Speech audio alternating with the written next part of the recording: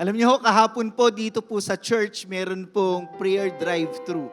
At ang mga ushers po natin ay nag-share ng gospel, namigay po ng snacks, pinag-pray po yung mga tao. Siguro mga 300 plus ang napag-ministeran nila. Purihin po ang Panginoon. Sige po, palakpakan natin ang Diyos. Siniran po nila at pinagdasal. At kahapon po, pagdating ko dito, tapos na ho sila. Tapos na ho pagdating ko. And after that, I went into a coffee shop. Nagpunta po ako sa coffee shop para magkape, mag-isip-isip tungkol sa sermon. Pagdating ko ho doon, nakatingin ako sa labas, nakita ko po yung mga taong naglalakad tumigil. Tapos yung mga nakaupo tumayo. Ano kayang nangyari? Bakit yung naglalakad tumigil, tapos yung nakaupo tumayo? Dinikit ko yung tenga ko sa salamin, narinig ko, meron palang lupang hinirang tinutugtog. Hindi ko rinig sa loob eh. Doon pala sa mall, merong tinutugtog na lupang hinirang. Naalala ko, bata pa ho tayo, pagka magsisimula ang klase sa umaga, tinutugtog ho yun, di ho ba? Tama? Naalala nyo, elementary tayo? Meron pa ba nung ngayon? Tapos hindi lang yun, meron pang kasama yan yung Panatang Makabayan. Memorize nyo pa ho ba? Nako, totoo? Ang tinuturo po sa atin ito ay tayo'y maging makabayan at mamuhay ng marangal, may integridad. Tama ho ba? Tinuturuan tayo mula bata tayo na maging makabayan, mahal niyo ho ang Pilipinas, maging makabayan at mamuhay ng marangal at may integridad. Kaya lang ang tanong, natutunan ba natin? O ba't na nahimik tayo? Natutunan ba natin? Napansin ko, imbis na maging patriotic ang Pilipino, naging political. Naging political ang Pilipino, imbis na maging patriotic, naging political, imbis na makabayan, makapolitiko. Diba? Yung politiko, imbis na maging makabayan, ang bihira. Sa partido nila, sa papakinabangan, imbis na integridad, sa personal gain. Imbis na i-uphold yung integrity, ito ho ba talaga ay natutunan natin? Bata pa lang, tinuturuan na tayo ng ganun. Araw-araw sa eskwelahan. Tapos paglaki ho natin, imbis na makabayan ang Pilipino, imbis na para mamuhay ng marangal at may integridad, ay personal gain, politics. Ang Kristiyano ang mga tao nag-aaway sa social media dahil sa political idol nila. Ano mangyayari ho sa bansa natin? Kapag nakita niyo ho ang taong ito, ano hong iisipin niyo? If you would describe him in one word, ano? Ha? Siguro masasabi ko, siya ay taong may integrity. May integrity. And today, yan po ang pag-uusapan natin. Tayo ho bang mga Kristiyano, may integrity ba tayo? O tutulad lang din tayo na tinuturuan, mamuhay ng marangal, magmahal ng bayan, pero nandun pala tayo sa pansarili lang nating kapakanan. Pwede ba tayo sandali manalangin? Lord, we thank you today for your presence in our midst. Maulan ngayon, pero hindi po kami magpapapigil sa panahon. Narito kami para sambahin ka dahil alam namin, Panginoon, anumang panahon tapat ka sa amin. Hindi mo kami pinababayaan. At Lord, panahon ito para kami ay lumakas, matuto, at lumabas dito sa lugar na ito na ibigay namin sa iyong aming pagsamba, pasasalamat at handog. At may baon kami mula sa iyong salita at hinipo mo buhay namin. Salamat po, Lord. We worship you today in Jesus' name. Amen. Amen. Sige po. Alam niyo ho, mayroon pong isang motivational speaker at business consultant. Ang pangalan ho niya ay si Francis Kong.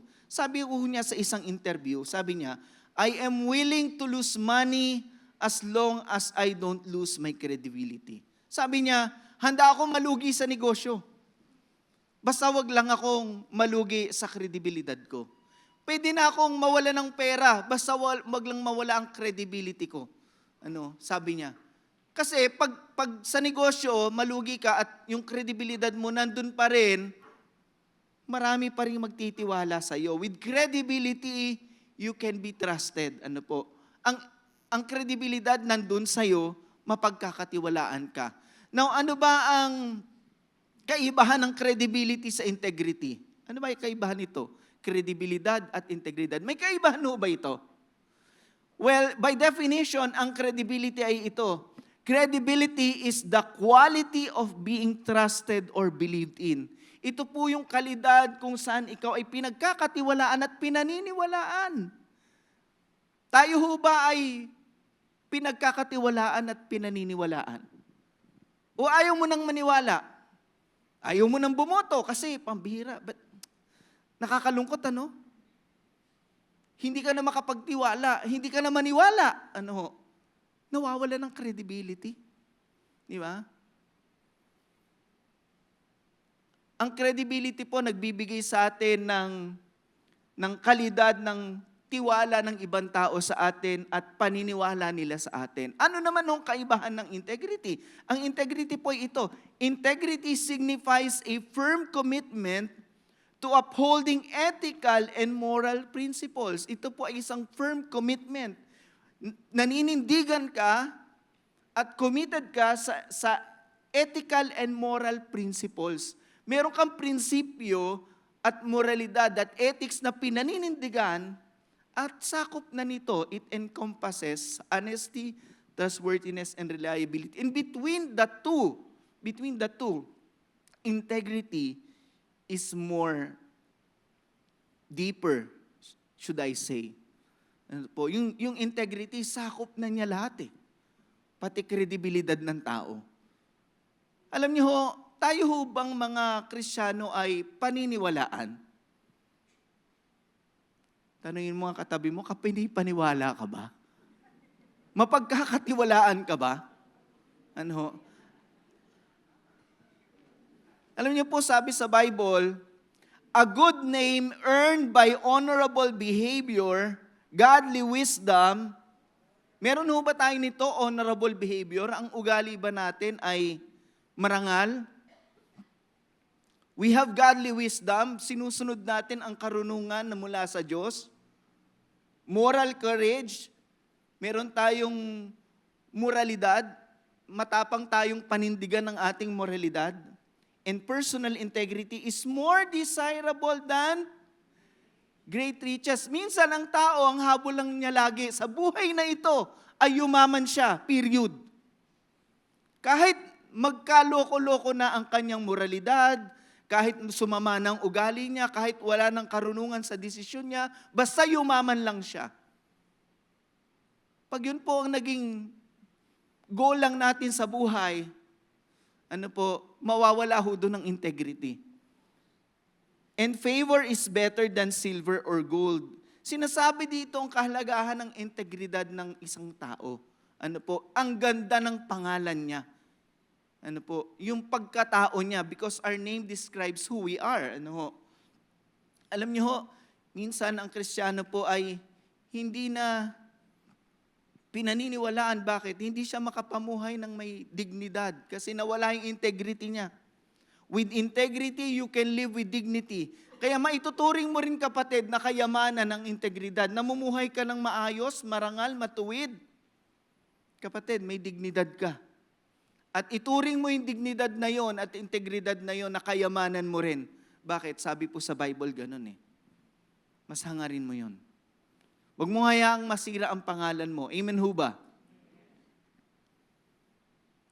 Alam niyo, 83% of non-Christians say in a research po, Barna Research Group is a reputable research group, religious research group in America. At ang sabi po nung 2022, 83% of non-Christians say they would be more open to Christianity if believers demonstrated greater integrity. Tinitignan pala tayo kapatid ng mga hindi mananampalataya, ng mga taong hindi nagsisimba, ng kaopisina mo, kapitbahay mo, kamag-anak mo, at 83% sa kanila ay mas maniniwala sa atin kung nakikita nila yung integridad sa buhay natin. Ano ho? Tinitignan pala nila tayo. Nakalulungkot na ito ay nag-e-erode, kasabay ng mga paniniwala at pamumuhay ng tao sa mundo. Nadadamay ang Kristiyano. Nawawala ng integridad. Tanong ko sa inyo, ano ang nagdidiskaril sa integridad ng isang Kristiyano? Ano ang nagdidiskaril diyan? Bakit ba nawawala ang integrity ng Kristiyano? Saang aspeto ng buhay natin doon tayo nasisira? Saan ho? Sige nga. Pagdating saan? Lagay ko MRT. Kaya may trend dyan, MRT. Nadidiskaril eh. Unang-una ho ay sa pera. Pagdating sa pera, sira ka na. Sira na tayo. Kailangan po may integridad tayo pagdating po sa pera. Hindi yung okay lang kahit manloko, manlamang, mandaya, basta magkapera. Hindi po pwede yung ganun. Mawawala hong integridad natin. You know what? Corruption is so rampant because people are easily tempted by money. Kahinaan ng tao ang pera. Kaya pala pag nagsasamba tayo sa Diyos, yung pera sinusurrender natin sa Diyos. Inahandog natin sa Diyos. Bakit? Yung pera, pwedeng madiskaril ang integridad mo dyan. Yeah. Pwede nga mahalin ng tao yan. Pwede nga ipantay ng tao sa Diyos yan eh. Di ba? Sabi sa Bible. So, kapatid, yung pera, kadalasan, nawawala dyan ang integridad natin. Kaya pag tayo sumasamba sa Diyos, naghahandog tayo sa Diyos, bakit? Sinasabi natin, Lord, hindi pera ang pinakamahalaga sa buhay ko. Of course, mahalaga to. Kaya nga yung mahalaga sa akin, ihahandog ko sa iyo kasi ikaw ang mas mahalaga rito. Amen o ba? Hindi ka basta masisira dyan. Pagdating sa pera. Hindi basta kumita ka, o manlamang, mandaya, manloko, under the table. Hindi pwedeng ganun eh. Nawawala ho ang integridad. Andiyan pa ho ba kayo? Pangalawa, ano yung R? Relasyon. Maraming tao hindi ho tapat pagdating sa relasyon. Magpasalamat ka sa Diyos, meron kang karelasyon. Pero dun sa relasyon na yon, tapat ka ba? Kaya ang ganda ho sa atin, relasyon sa Diyos nagre-require ng faithfulness yun eh. And even in our relationship with other people, maaring mahal mo yan na, kasintahan mo, asawa mo, sa relasyon, nakikita po kung tayo ay tapat. Amen o ba doon? Sabi mo sa katabi mo, faithful ka ba? Tama-tama, si Mr. ay nandyan. Di ba? Hindi makalingon sa'yo. Paano yan? Di ba? Walang integridad pagdating sa relasyon. At pangatlo, alam niyo ho, hindi lang sa pera, sa relasyon, pati sa salita, sa simpleng salita. Marami tayong salitang sinira, hindi tinupad. Marami tayong sinabi na hindi natin ginawa. Maraming pagkakataon ipinahamak na tayo ng ating pananalita. Kaya nga may kasabihan, me and my big mouth. Kasi ipinapahamak tayo, sinisira ng ating pananalita ang ating integridad. Mga pangakong hindi naman natin ginawa, tinupad. We talk so much and we even talk proudly. Itong tatlong to ang kadalasang nagiging dahilan kaya yung integridad natin nasisira. Pagdating sa pera, pagdating sa relasyon, pagdating sa mga sinasabi natin. Hindi natin mapangatawanan. Hindi natin mapangatawanan. Now, paano ba natin malalaman, masusubok ang integridad ng isang tao? Paano ba masusubok ang integrity ng tao? Paano? Ulitin ko po, mahalagang integridad. higit sa kredibilidad, ang integridad ay mahalaga. So paano ba ito nasusubok?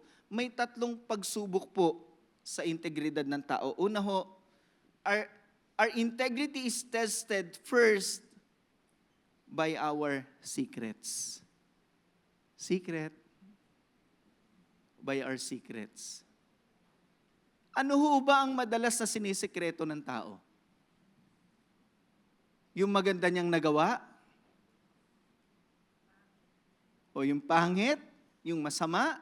O yung mali niyang ginagawa? Ano sinisikreto ng tao? May istorya po sa Bible, ang pangalan po niya si Achan. Si Achan po ay may secret.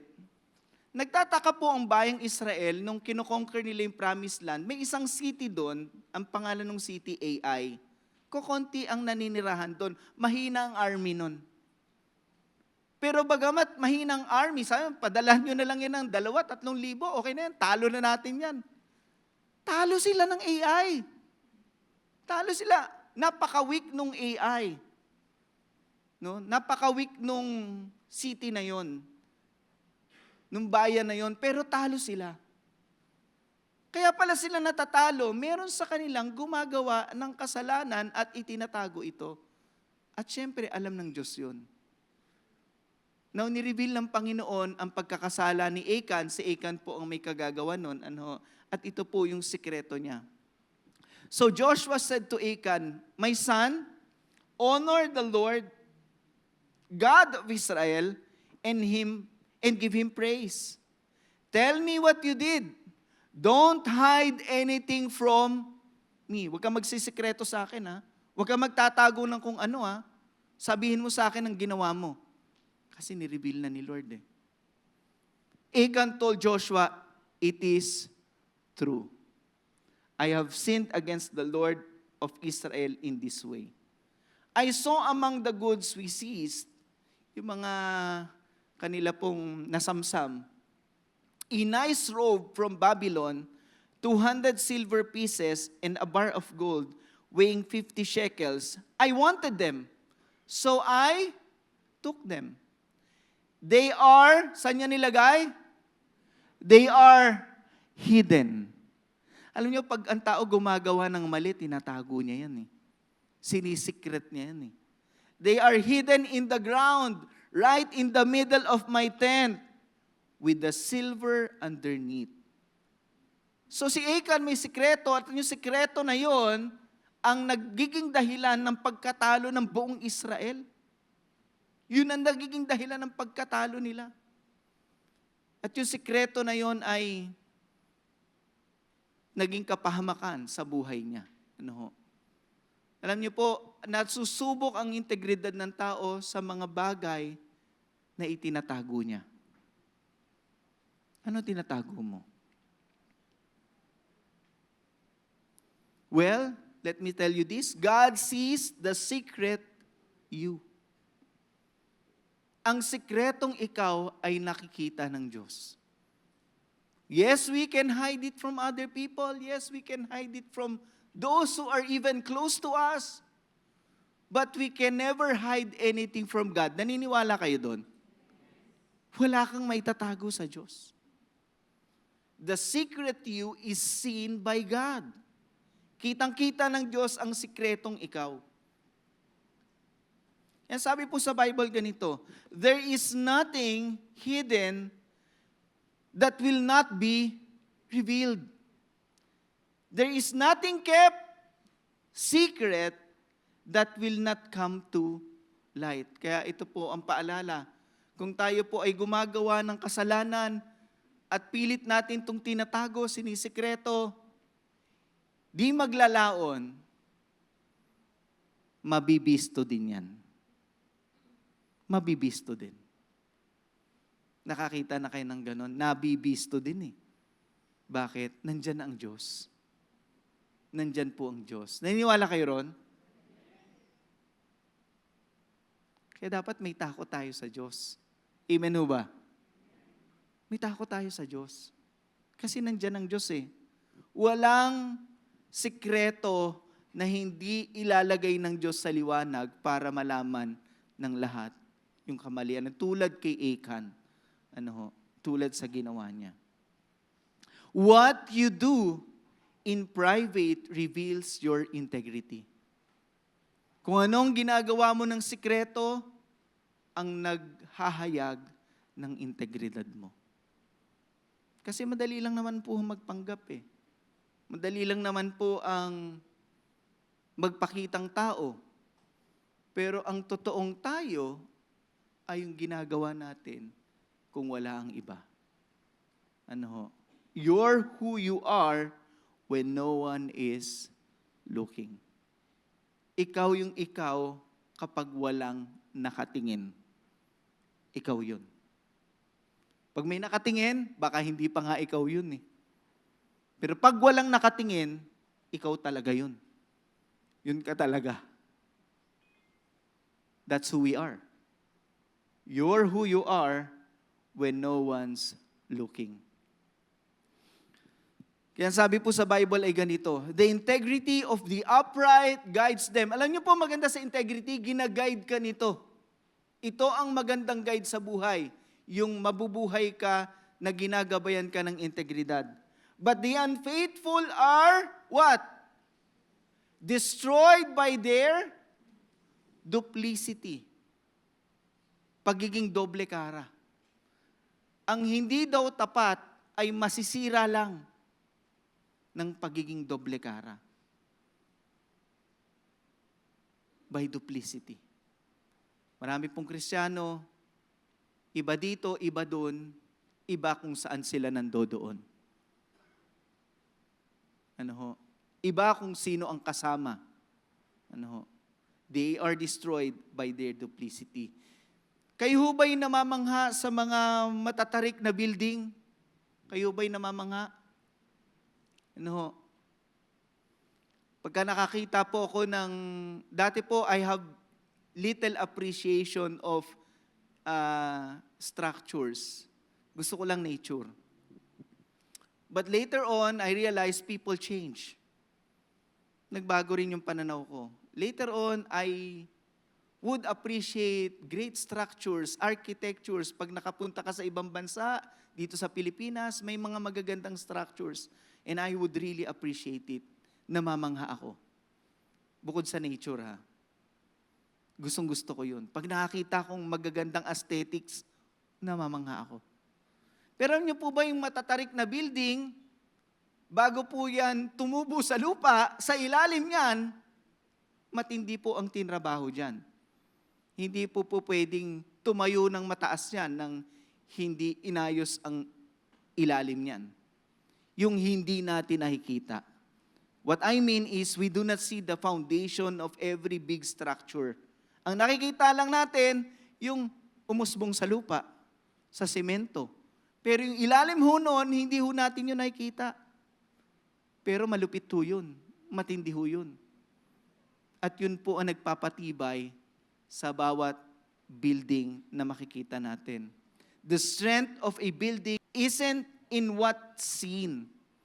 Yung lakas po at tibay ng isang gusali ay wala po sa nakikita. Nasaan po yun? But in what's hidden. Ganon din po sa personal na buhay natin. Yung lakas at hina natin ay nakabase sa pamumuhay natin na hindi nakikita ng iba. Nandun po yun. Nasusundan niyo ba ako? Kaya yung ating sikreto ay sinusubok kung nandun ang integridad o wala. Pangalawa, the test of our integrity is our secrets. Number 2, it is tested also by suffering. Ang integridad po ay nasusubok sa mga nakatagong bagay sa buhay natin. Ito rin po ay nasusubok sa mga mahirap na sandali na ating nararanasan sa buhay. It is tested through our suffering. At punta po tayo sa buhay ni Job, pinakataong nagsuffer sa kasaysayan. Siguro wala nang makakatapat sa kanya. Pero paano ho dinescribe ng Diyos si Job? Paano po dinescribe? Ito pong description ng Diyos kay Job. And by the way, before I read the verse, nangyari na po yung first phase ng mabigat na pagsubok. Namatay lahat ng anak niya, na wala lahat ng kayamanan niya. Zero. Wala na mga anak niya, wala ng kayamanan niya. Natira na lang sarili niya at asawa niya. Tingnan natin. At ito po, ganito po siya dinescribe ng Diyos. Ano pong sabi? Then the Lord asked Satan, "Have you noticed my servant Job? He is the finest man in all the earth." Binibida ng Diyos eh. Alam niyo pong taong may integrity, binibida ng Diyos yan. He is blameless, a man of complete integrity. He fears God and stays away from evil. And he has maintained his integrity. Even though you urge me to harm him without cause. Kahit ako ay pinilit mong hayaan siyang magkaroon ng mabibigat na pagsubok sa buhay. Mag-suffer siya. Pero ito yung description ng Diyos sa kanya. At on the second round, sabi ni Satan, bigyan mo ng suffering pa uli yan. Hayaan mo magkasakit yan. Tanggal ang integrity, susumpain ka niyan. At ito na nga po ang nangyari. So Satan left the Lord's presence and he struck Job with terrible boils, mga bukol, mula ulo hanggang paa. From head to foot. Pambihira. Job scraped his skin. Wala ka ng anak, wala ka ng wala ka ng anak, kayamanan, wala ka pang kalusugan. And Job scraped his skin with a piece of broken pottery at he sat among the ashes. Wala ka na. Kinakayod na lang niya ang kanyang sugat, kanyang balat. At bumira yung asawa niya, bumira. Sana man lang tutulungan siya magkayod ng balat. Hindi. His wife said to him, "Are you still trying to maintain your integrity?" Diba ang description sa kanya ng Diyos is a man full of integrity. And sabi ng asawa niya, "Nako, gusto mo pa bang i-maintain yung integrity mo? Sumpain mo ng Diyos para mamatay ka na." Sumpain mo na ang Diyos. Di ba minsan pag nagsasuffer ang tao, gusto niyang sisihin ang Diyos? Di ba? Bakit ako nagkaganito? Nagsisimba naman ako. Mabait naman akong tao. Wala naman akong tinatapakang kapwa ko. Bakit ganun? Bakit nagsasuffer ako? Why me? Yeah? Sabi ng asawa niya, di sumpain mo na ang Diyos. Huwag mo na i-keep yung integrity mo. Yeah? Suffering will test our integrity. Ano ba magiging reaksyon natin? Diba? Suffering reveals whether our integrity is deep-rooted or superficial. Kung mababaw lang ba tayo? Kasi pag nahihirapan na ho tayo, dyan lalabas ang tunay nating ugali, tunay nating paniniwala. Madali lang ho magsalita pag maayos ang lahat. Tama ho ba? Pero pag nahihirapan na tayo, doon lalabas ang paniniwala mo, pag-uugali mo, at kung ano ang pwede mong gawin. No. Dito lalabas yun kung malalim tayo o mababaw. Suffering will test our integrity. Iti-test nitong integridad natin. Kaya nga po ang tao, minsan kapag siya nagsasuffer, may kasabihan tayo sa Pilipinas, kapit na lang sa patalim. Ibig sabihin, kahit gumawa ka na lang ng mali, basta wag ka na lang mag-suffer. Kahit masama na yan, basta matigil na lang yung suffering mo. Kapit ka na lang sa patalim. Maliho yan Bagsak ka na agad dyan Yeah? Alam niyo po, may klase ng suffering sa buhay ng tao. 4 ho ito. Una ho, yung suffering na nagsasuffer ka kasi tinitesting ka. Yun yung nangyari kay Job. Hindi ka gumawa ng mali, tinitesting ka. At ito, wala po ito sa control natin. Dumadating po ito, sinusubok po tayo. Sinusubok po tayo. It's beyond your control. You will be tested through suffering. Or, suffering is because of your own wrongdoing. Marami po nagsasuffer dahil kagagawan din naman nila Nagsuffer ang kalusugan, nagsuffer ang finances, nagsuffer ang relasyon, kagagawan din nila. Hindi naman sila sinusubok ng Diyos, sadyang marami silang mga maling desisyon sa buhay. Maraming ginagawang mali ang tao kaya nagsasuffer siya. O ito ay in-inflict ng iba sa'yo. Hindi mo to kagagawan, ginawa ng iba. Nagsuffer ka dahil gusto ka nilang saktan, gusto ka nilang mag-suffer, makita ka nilang naghihirap. It is inflicted by others. Or, you suffer for doing what is good. At itong maganda. Ano ho? People with integrity are willing to suffer for doing what is good. Pwede bang mag-suffer ang tao sa paggawa ng mabuti? Pwede ba yon? Bigyan ko kayo ng halimbawa. Mabuti bang magpatawad? Pero para magawa mo yon, magsasuffer ka. Promise. Magsasuffer ka. Pero utos kasi ng Diyos yun eh. Pero kasi naranasan nga natin yun sa Diyos eh. Yeah. Minsan magsasuffer ka kasi kailangan mo maging tapat sa pagkakaloob sa Diyos. Yeah? May gusto kang bilhin. Hindi mo mabibili kasi uunahin mo, seek first the kingdom of God and His righteousness, then all these things shall be added unto you. Uunahin mo ang Diyos. Gusto mo unahin ang sarili mo? Minsan, masakit. Pero gagawin mo yun kasi naniniwala ka na integridad mo nakataya doon. Kinikilala mo na ang Diyos ang pinagmumulan ng blessing mo. Tama ho ba? At gusto mo siyang parangalan doon.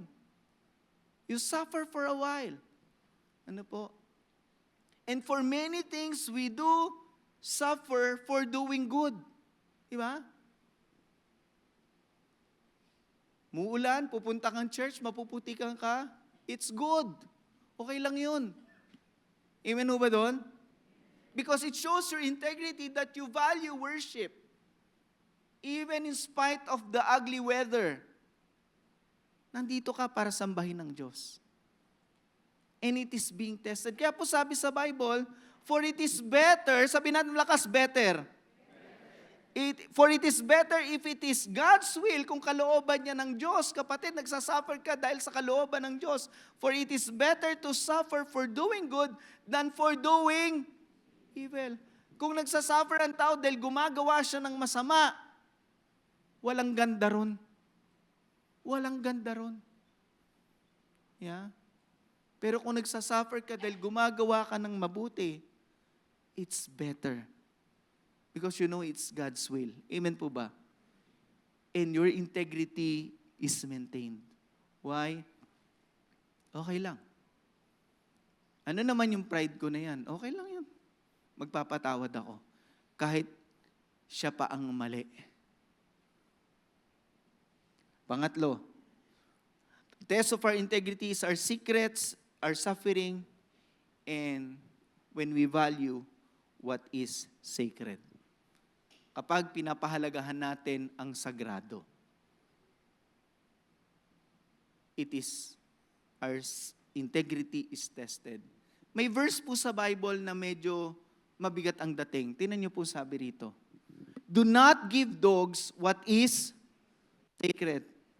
Do not throw your pearls, huwag mong ihagis ang perlas sa baboy. If you do, they may trample them under their feet and tear you to pieces. Pag ginawa mo yon, bibigay mo yung sagrado sa aso, bibigay mo yung perlas sa baboy, tatapak-tapakan lang nila yon. At baka ikagalit pa ng aso yun. Minsan ang tao, pag hindi niya alam kung anong sacred, ikinagagalit pa niya yun. Pag pinaalala mong pahalagahan mo ang sagrado, kagagalit pa niya yun. Yeah? O babaliwalain niya yun. Mahalaga ang kung ano sacred because what is sacred belongs to God and those are holy things. Ano po? But people who doesn't have integrity do not value what is sacred. Tulad nung istorya na yon, hindi papahalaga ng sacred. Bigyan ko kayo na halimbawa, naniniwala ba kayo na sagrado ang pagsamba sa Diyos? It is sacred. Sabi doon, yung Sabbath day, remember? The Lord created everything and on the seventh day, He rested. Not because He's tired, but because that's the time wherein we would fellowship with God, and we consider that day for Him to be, for Him, and it is sacred. Sagrado yun sa Diyos yun Pero bakit ang tao, kahit yung araw na yon na para na sa Diyos, hindi niya ituturing na sagrado? At alam niyo, may verse doon tingnan niyo po, sabi sa Isaiah. The Lord says, ito pong ang Diyos pong nagsasalita, if you treat the Sabbath as sacred, and do not pursue your own interest on that day. Sa araw pala na yon, hindi pwedeng mauna ang interest mo. Kasi sagrado yun Yung araw ng pagsamba ay para sa Diyos. Hindi pwedeng mauna ang interest natin. If you value my holy day, yung araw kong banal, sabi ng Diyos, and honor it by not what? By not what? By not traveling. Minsan kahit linggo nagta-travel tayo. At kung mag-travel man tayo, sikapin natin, makasamba tayo. Kung nasa ibang bansa ka, hanap ka ng church doon. Tama ho ba? Because that day is so sacred, ito'y para sa Diyos. Minsan kahit linggo magtatrabaho.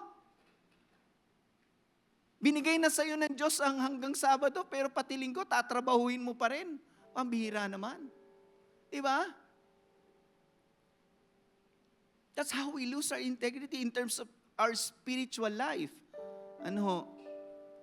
Or talking idly on that day, dapat na araw na yon, ang naririnig mong salita, salita ng Diyos. Pero ano narinig mong salita? Mga walang katuturang salita. Bakit? Wala ka sa bahay ng Diyos. Kaya ituring natin na kapag linggo, sumasamba tayo dahil ito po ay sagrado at para sa Diyos. Amen o ba? At sana po, pakiusap ko lang, pag darating tayong church, huwag tayong magpapalate. Huwag na tayong magpapalate. Bakit po? Darating ang panahon, 1 oras na lang ang service. At kung na-late ka pa ng 20 minutes, konti na lang ang naabutan mo. Ituring nating sagrado ang pagsamba sa Diyos. Amen po ba? Sabi ni Lord Isa pa po, bigyan ko ng halimbawa. Ito po. Marriage is sacred and so is sex. Ang kasal ay sagrado, pati na rin ang pagtatalik ay sagrado. Niniwala kayo dyan?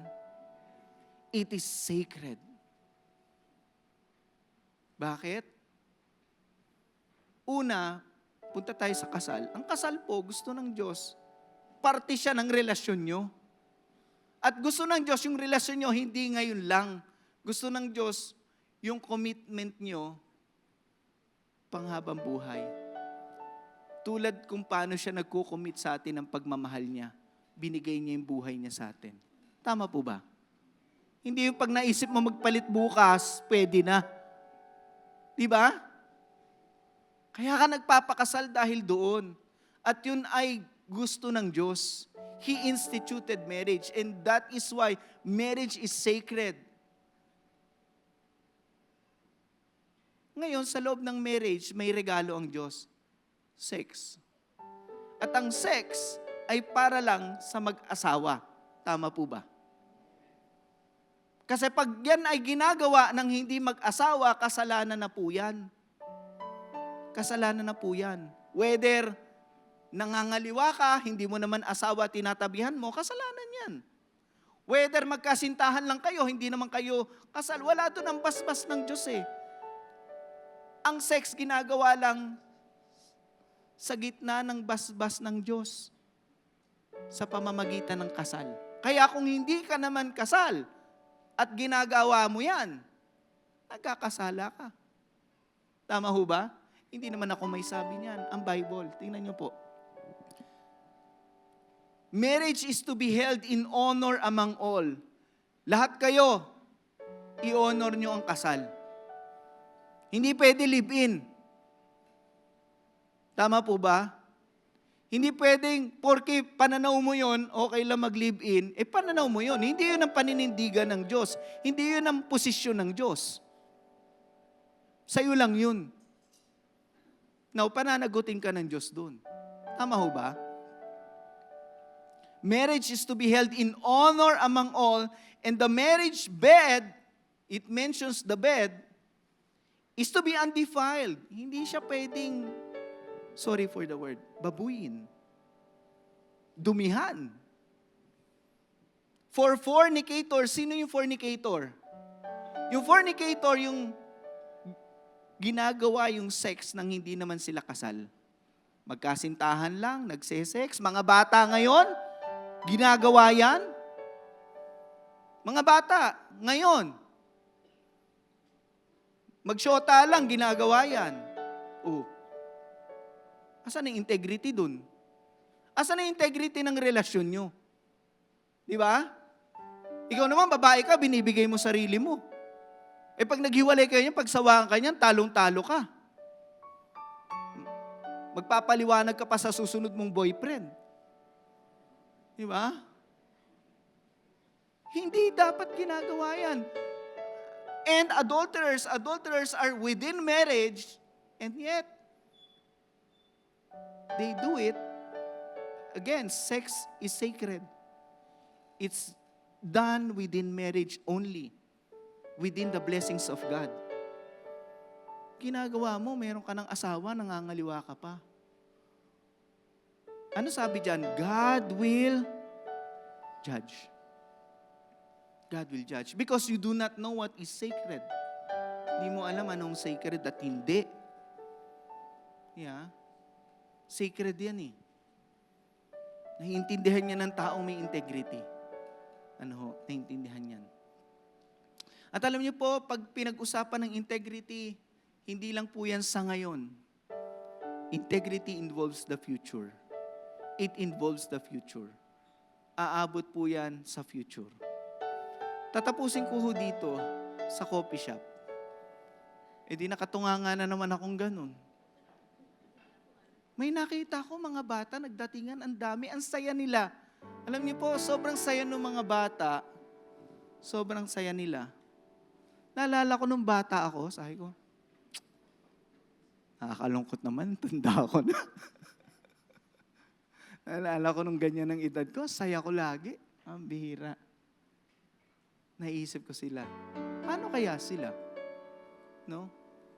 Naisip ko, wala pa akong apo, pambira, sana abutan ko yung apo ko. Na, paano kaya? Paano kaya sila? Paano kaya sila kung ang nakikita nila na mga leader, walang integrity? Hindi patriotic, hindi patriotic, political. Hindi integrity, personal gain. Yun na makikita. Maasa sila sa Kristiyano, pambirang Kristiyano, ganun din pala. Kawawa mga bata, wala silang halimbawang makikita. Malulungkot ka para sa kanila. Kasi ang nakikita lang nila, yung mali. Diba? Kayo, kawawa naman itong mga batang to. Yeah. Alam niyo po, integrity involves the future. Tayo, ngayon, ayusin natin buhay natin. Bakit? Pag inayos mong buhay mo ngayon, hindi lang ikaw makikinabang, pati ang kinabukasan ng anak mo at ng mga henerasyong darating. Amen ho ba? Bakit? Ito po sabi ng Bible. The righteous man walks with integrity. Blessed are his children after him. Mapalad ang mga anak nilang susunod sa kanila. Ano ang susundan nila pag wala tayong integrity? Anong susundan nila? Titingin sila sa balita? Yeah. Blessed are his children after him. Kasi nakikita nila may integrity ka. Kaya kapatid, pinag-uusapan natin yan. Hindi lang ito para ngayon. Integrity involves the future. It involves your children. It involves the next generation. Sana po makita nila yung integridad sa atin. Kung paano tayo nabubuhay. Amen ho ba doon? Hindi tayo nalalaglag sa pera. Hindi tayo nagiging taksil sa relasyon. Hindi tayo puro salita. nabubuhay tayo na may integridad. Amen ho ba? Kaya kapatid, don't lose your integrity. Integrity erodes and corruption arises. Pag nag-erode po ang integrity, ang nag-a-arise po, corruption. Ganyan po nangyayari. So, umaasa ang Diyos sa atin na nakakakilala sa Kanya. Na i-uphold natin, i-maintain natin ang integrity. Amen ho ba doon? Tumayo po tayong lahat. Let's worship the Lord. Hallelujah. Let's continue to worship the King, the name that is above every. Father, can we all lift our hands today? Hallelujah. As we exalt the name that is above every name. And be exalted now in the heavens as your glory fills this place. You alone deserve our praise. You're the name above all names. Be exalted now in the heavens as your glory fills this place. You alone deserve our praise. You're the name above all names. Be exalted now in the heavens as your glory fills this place. You alone deserve our praise. You're the name above all names. Be exalted now in the heavens as your glory fills this place. You alone deserve our praise. You're the name above all. Worthy is your name, Jesus. You deserve the praise. Worthy is your name. Worthy is your name, Jesus. You deserve the praise. Worthy is your name. And worthy is your name, Jesus. And you deserve the praise. Worthy is your name. And worthy is your name, Jesus. You deserve the praise. Worthy is your name. Manatili po tayong sumasamba sa Diyos. Communion Sunday po ngayon, kunin natin ang ating communion elements. Let's prepare our hearts and let's worship the Lord through this communion. Bago po tayo magkomunyon, naniniwala po kung kinausap tayo ng Diyos. May mga bagay sa buhay natin na kailangan nating tigilan, pagsisihan, ayusin. We cannot afford to be destroyed by duplicity. No. Hindi pwede ho yun eh. So today as we are in the presence of the Lord, ngayon natin hingin sa Diyos, Lord, I surrender this sin to you, this secret to you, Lord. Itong sikretong ito, sinusurrender ko sa iyo. Ayoko nang itago to. I don't want to be exposed, Lord God, and be put to shame because of this secret thing that I have been doing. Lord, I surrender this to you. Sinusuko ko to sa iyo, Panginoon. At maaari meron po dito, you're suffering right now. Lord, hayaan mong makita ang kaluwalhatian mo sa pinagdadaanan ko ngayon. I wanna trust in you, Lord, and wanna do what is good in spite of the suffering, Lord. Baka meron kang kailangang patawarin, kapatid, patawarin mo na.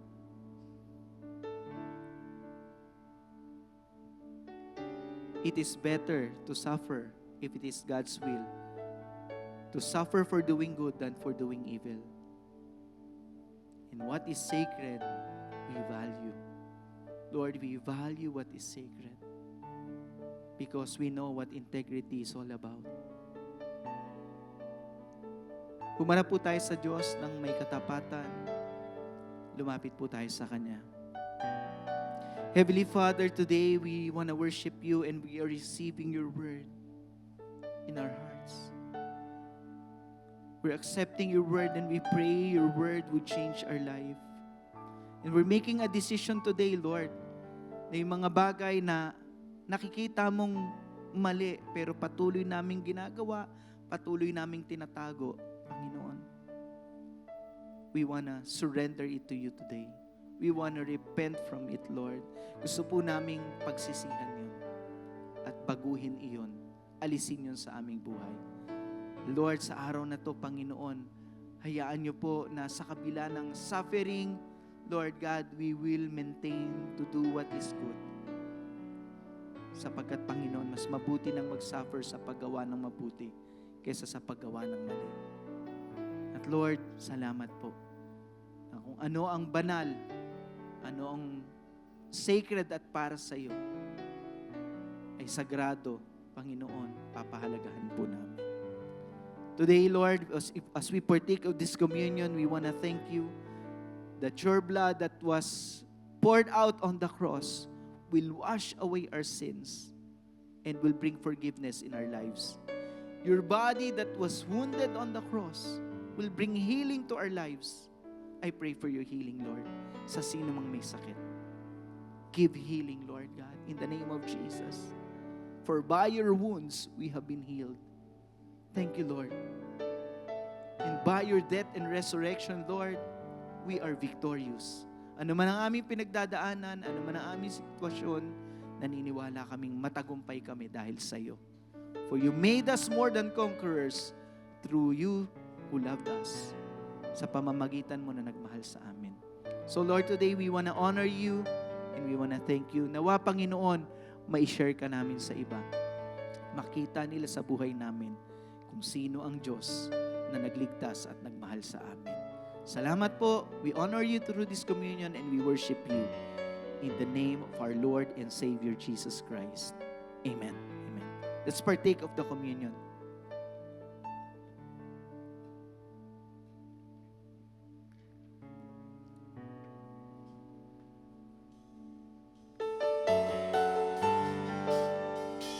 Hallelujah. Let's continue to be in the attitude of worship. Right now, can we just all once again raise our hands to the King of Kings. Ooh, You worthy, Lord.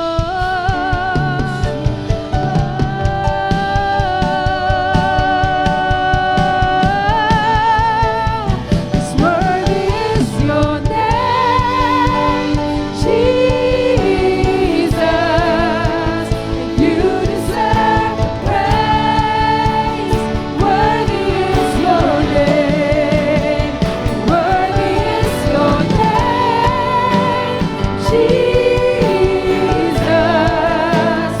You deserve the praise. Worthy is Your name. Worthy is Your name, Jesus. You deserve the praise. Worthy is Your name. Worthy is Your name, Jesus. You deserve the praise. Worthy is Your name. Worthy is Your name. Come on, sing it out. Jesus, You deserve the praise. Worthy is Your name, and worthy is Your name, Jesus. You deserve the praise. Worthy is Your name, and worthy is Your name, Jesus. You deserve the praise. Worthy is Your name. Worthy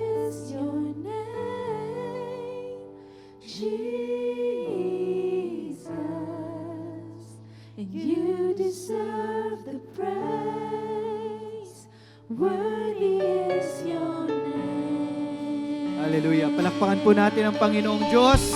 Yung malakas na malakas po, purihin ang Diyos. Indeed, worthy is your name, Lord. Worthy is your name. We worship you, Lord. We worship you. We thank you for your presence, God. Taas po natin ating mga kamay, Lord, as we lift our hands. We are giving you all the glory, the praise, and the honor and our worship. As we raise our hands, Lord, we are receiving your blessing. We are blessed, Lord. In the name of the Father, and of the Son, and of the Holy Spirit. Amen.